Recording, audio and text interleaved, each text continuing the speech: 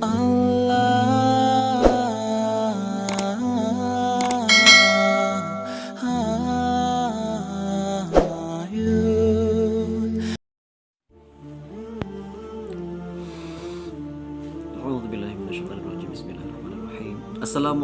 warahmatullahi wabarakatuh.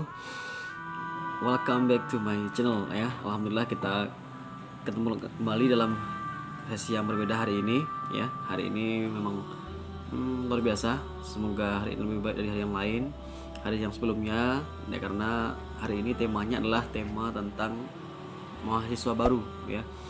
Jadi banyak sekarang adik-adik yang ada di tingkat SMA atau sederajat ya, yang sedang berpikir apakah akan melanjutkan ke jenjang perkuliahan gitu ya, ataukah memang pernikahan. Tidak ya, jadi kita fokusnya ke perkuliahan. Nah, bagaimana seorang pelajar di tingkat SMA atau sederajat itu mempersiapkan diri untuk perkuliahan? Masalahnya ada beberapa yang berpikiran begini, misalkan perlu nggak aku kuliah? Apa sih pentingnya kuliah gitu ya? Mengapa harus kuliah? Apa sih tujuan kuliah ya? Jadi hal-hal begitu atau pertanyaan-pertanyaan yang serupa barangkali sudah pernah melintas ya, atau terbesit di kepala adik-adik sekalian, termasuk ya saya dulu waktu masih tamat-tamat SMA gitu ya. Ya saya berpikir, untuk apa ya kuliah tuh ya? Jadi melanjutkan ke jenjang pendidikan yang lebih tinggi itu pasti ada sebabnya, apa tujuannya, dan kita harus tahu bagaimana proses yang akan kita lalui sehingga kita pun nanti tidak canggung dalam menghadapi perkuliahan ya di sebuah perguruan tinggi. Nah, untuk itu sebelum saya jelaskan lebih lanjut, bagi teman-teman yang belum subscribe, tekan tombol subscribe-nya dan juga like dan bunyikan tombol loncengnya. Dan jika video ini bermanfaat, silakan di-share atau disebarkan ke teman-teman yang lain agar juga mendapatkan informasi yang positif ya tentang persiapan menghadapi perkuliahan. Oke, terima kasih. 5 4 3 2 1. Oke, teman-teman sekalian, yang pertama, mengapa kita harus kuliah ya? Mengapa kita harus kuliah? Ini pertanyaan yang banyak teman-teman sekalian, termasuk saya dulu. Ngapa sih kita harus kuliah ya? Bukankah tamat SMA kita bisa, atau SMK dan sederajat gitu ya, kita bisa bekerja, kita bisa mencari uang langsung, kita bisa bantu orang tua atau mungkin dan sebagainya. Nah, mengapa harus kuliah? Nah, ini pertanyaan yang harus kita dudukkan terlebih dahulu agar teman-teman sekalian memiliki motivasi yang kuat, motivasi yang benar, motivasi yang lurus, yang tepat ya untuk melangkah ke masa depan. Hal yang pertama melandasi mengapa kita harus kuliah, yang pertama itu adalah ilmu ya. Jadi yang sudah kita ketahui, ilmu yang kita dapatkan selama 12 tahun lebih kurang di jenjang SMA atau SMK sederajat itu belumlah cukup untuk bekal kehidupan kita ya. Jadi kalau kita berbicara tentang ilmu, kita harus mengetahui ternyata ilmu sampai kelas 12 ya atau sederajat itu belumlah cukup untuk menghadapi kehidupan. Mengapa? Karena di jenjang perkuliahan lah akan dibahas lebih jauh, lebih dalam, lebih detail sesuai dengan jurusan kita, program studi kita, keahlian kita ya. Misalkan saya dulu waktu SMA ya mengambil jurusan IPA ya. Kelas 11 ya itu sudah penjurusan IPA ya. Kemudian kelas 12 lebih dalam lagi kelas 12. Nah, sementara untuk di jenjang perkuliahan saya memilih program studi pendidikan biologi. Nah, mungkin di antara teman-teman sekalian ada yang memilih fisika, ada yang memilih kimia, atau yang memilih yang sebagainya. Jadi teman-teman sekalian, program studi atau jurusan yang kita ambil dulu ketika SMA atau sederajat itu belumlah cukup, itu masih terbilang umum, masih terbilang general ya, belum spesifik. Nah, sementara untuk perkuliahan itu ada S1, strata 1, ada pasca sarjana ya, S2 atau S3. Jadi keilmuan kita itu belum cukup untuk bekal kehidupan kita. Mengapa? Karena di perkuliahan akan dikupas lebih dalam, lebih detail, dan juga lebih sesuai dengan keahlian kita, dan itu akan mempersiapkan lulusan ya yang akan siap menghadapi tantangan di masa depan. Misalkan begini ya, seorang lulusan dari pendidikan biologi ya, atau pendidikan apa ya, atau jurusan apa, pertanian kah, apakah jurusan teknik kah, apakah jurusan yang lain sebagainya gitu ya. Jadi para mahasiswa yang sudah menyelesaikan studinya ya, atau sudah lulus, sudah diwisuda, maka dia akan siap untuk lebih siap untuk bertarung di dunia kerja, mengabdi di dunia kerja dengan lebih baik sesuai dengan tugas dan fungsinya. Karena apa? Dia sudah mengikuti seleksi atau tes-tes yang sesuai dengan permintaan dari stakeholder atau pemerintah, ataukah mungkin instansi, ataukah lembaga, ataukah organisasi dan sebagainya. Jadi pengguna lulusan itu akan merasakan bahwasanya ya, orang-orang yang memiliki tingkat keilmuan yang lebih tinggi atau yang lebih baik itu akan lebih besar peluangnya untuk diterima ya, ketimbang para pelamar yang memiliki keterbatasan keilmuan begitu ya. Jadi memang betul secara persyaratan sebagian instansi atau pemerintahan ataupun yang dinas gitu ya, itu akan mengutamakan tentang misalkan S1 atau akan diutamakan yang sudah S2 begitu ya, atau dan sebagainya. Otomatis teman-teman atau adik-adik yang masih berada di jenjang SMA atau sederajat itu tentu ini ya, peluangnya lebih kecil ya dibanding teman-teman yang sudah menyelesaikan perkuliahan. Nah, sebenarnya ini tidak mutlak, tetapi teman-teman sekalian juga harus mengingat juga ya bagaimana kondisi real yang ada di kehidupan kita hari ini. Ya, misalkan ada banyak tes-tes, ada banyak semacam seleksi-seleksi, itu akan lebih mengutamakan orang-orang yang berilmu pengetahuan yang lebih ya, maksudnya secara pendidikannya. Kemudian yang pastinya tadi itu ya, Allah akan meninggikan orang-orang yang beriman dan berilmu pengetahuan beberapa derajat. Jadi semakin kita berilmu ya dan pastinya dengan iman yang kuat, maka Allah akan tinggikan kita beberapa derajat dari orang lain ya. Jadi itu surah Al-Mujadilah ayat 11. Jadi kita harus mengingat ya, ini yang kedua ya. Yang kedua, mengapa kita harus kuliah? Itu motivasinya. Kita mengamalkan surah Al-Mujadilah ayat 11.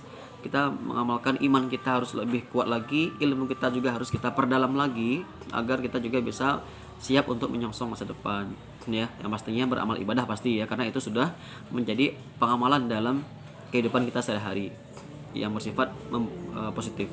Kemudian yang ketiga adalah mengapa kita harus kuliah ya. Kita harus kuliah, yang berikutnya adalah untuk memperbaiki taraf hidup keluarga kita. Saya beberapa hari yang lalu mendengarkan ini ya, video dari salah seorang teman yang wisudawan ini ya, dari UGM Universitas Gadjah Mada. Nanti saya tampilkan ya. Bapak dan ibu-ibu yang kami hormati, selanjutnya mari kita dengarkan bersama sebuah testimoni oleh perwakilan penerima bidik misi. Kita sambut Saudari Biru Kodriah, mahasiswi Universitas Gadjah Mada.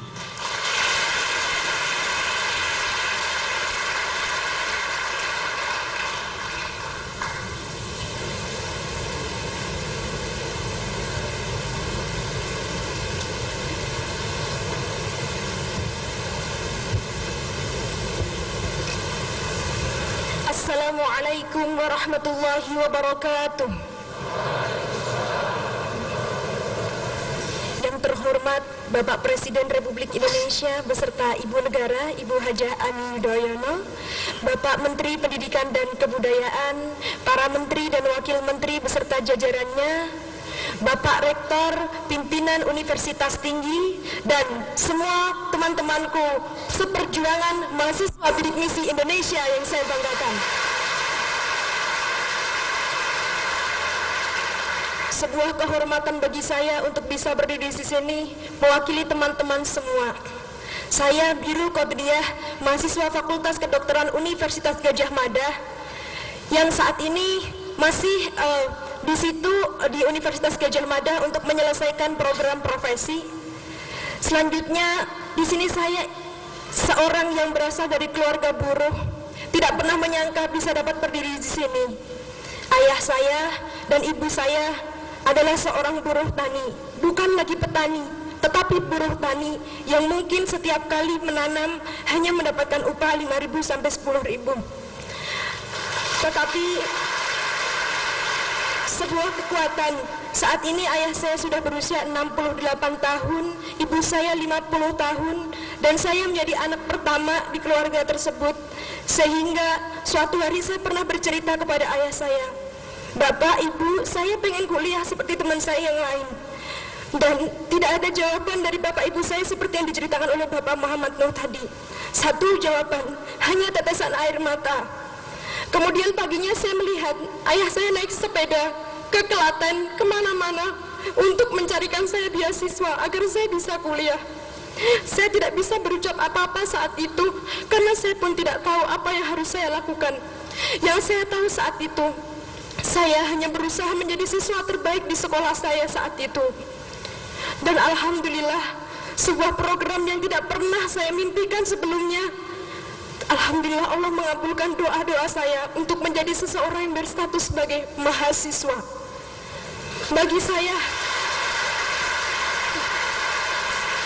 saya berstatus sebagai seorang mahasiswa adalah sebuah anugerah besar, sehingga mampu mengantarkan mimpi-mimpi besar saya menjadi seorang mahasiswa berprestasi Universitas Gadjah Mada, menjadi mahasiswa berprestasi terinspiratif tingkat nasional, bahkan duta keperawatan Indonesia. Semua itu tak lain dan tak bukan berasal dari bidik misi. Oleh karenanya, pada kesempatan yang berbahagia ini, yang sebenarnya telah saya tuliskan dalam catatan saya yang saya tempel di tembok kamar saya 2 tahun lalu, saya ingin mengucapkan terima kasih yang sebesar-besarnya kepada Bapak Presiden Republik Indonesia, kepada seluruh rakyat Indonesia, ya, yang telah mendukung kami untuk melanjutkan mimpi kami untuk menjadi bagian pembangun negeri ini. Dan kami sebagai penerima beasiswa berjanji tidak akan menggunakan beasiswa ini biasa-biasa saja. Kami akan menjadi mahasiswa yang berkualitas, mahasiswa yang berintelektual cerdas, dan mahasiswa yang mau bekerja keras, mahasiswa yang siap menjadi generasi emas. Sekian yang dapat saya sampaikan. Sekali lagi saya mengucapkan terima kasih kepada Bapak Presiden, kepada seluruh rakyat Indonesia. Dari sinilah saya dan teman-teman saya semua dapat terus mengukir mimpi-mimpi kami yang dulu hanya berupa tulisan di kamar-kamar kami, yang mungkin orang melihatnya saja tertawa melihat mimpi kami. Mana mungkin kau anak seorang buruh bisa menjadi seorang dokter, bisa menjadi seorang sarjana. Itu sangat tidak mungkin, tetapi Allah menjawabnya mungkin melalui program bidik misi. Terima kasih. Wassalamualaikum warahmatullahi wabarakatuh. Inilah video itu adalah seorang wisudawan yang itu orang tuanya kurang mampu ya. Jadi saya sampaikan di sini betapa nasib itu tidak bergantung kepada orang tua kita, tapi kita sendirilah yang merubahnya. Misalkan tadi seorang lulusan mahasiswa Fakultas Kedokteran UGM, jadi dia berhasil menjadi orang-orang yang menerima ya bidik misi atau beasiswa, yang itu juga bisa digunakan untuk perbaikan kehidupan keluarganya. Nah, jadi hal-hal yang begitu, hal-hal yang demikian ya, bantuan-bantuan pemerintah, bantuan-bantuan yang untuk pendidikan, beasiswa-beasiswa itu bisa didapatkan oleh pastinya mahasiswa. Kalau teman-teman tidak kuliah pasti tidak dapat begitu ya. Jadi di perkuliahan itu banyak sekali ya beasiswa-beasiswa yang bisa diambil, yang bisa diraih, yang disesuaikan dengan kondisi kita. Misalkan ada beasiswa prestasi, beasiswa bidik misi, ada beasiswa dari instansi di luar kampus ya, dan juga yang lainnya ya, Basnas dan sebagainya. Itu masih banyak mahasiswa-mahasiswa yang bisa teman-teman cari atau teman-teman usahakan. Jadi kisah dari teman tadi, dari mahasiswa UGM tadi itu sangat menginspirasi ya, apalagi dihadiri oleh Presiden ya SBY dan rekan-rekan para Bapak Menteri gitu ya. Jadi begitulah motivasinya agar seorang mahasiswa bisa menjadi orang-orang yang lebih baik secara keilmuan, secara pemahaman, termasuk pengamalan dalam kehidupan sehari-hari. Yang berikutnya adalah mengapa harus kuliah. Yang ini berikutnya adalah alasan untuk mengapa harus kuliah. Yang pasti akan mengetahui bagaimana dunia persaingan yang lebih ketat lagi. Karena untuk perkuliahan itu mahasiswanya lintas negeri maupun lintas negara gitu ya. Jadi dari dalam negeri ada internasional pun juga ada, karena juga mahasiswanya beragam pastinya ya, ada di dalam negeri, ada di luar negeri. Dengan begitu kita akan lebih terlatih, lebih bisa berkomunikasi, berinteraksi dengan mereka-mereka yang ada di luar negeri, luar daerah, sehingga kita akan saling bertukar ilmu pengetahuan, bertukar pikiran, dan akan semakin memperkaya khasanah keilmuan lagi. Jadi banyak sekali ya, ini baru beberapa hal yang saya sampaikan mengapa kita harus kuliah ya. Untuk berikutnya kita akan bahas tentang apa sih tujuan kuliah dan juga setelah kuliah kita mau ngapain ya. Oke, sekian dulu untuk video kali ini, semoga bermanfaat. Wabillahi taufiq wal hidayah. Assalamualaikum warahmatullahi wabarakatuh. Oh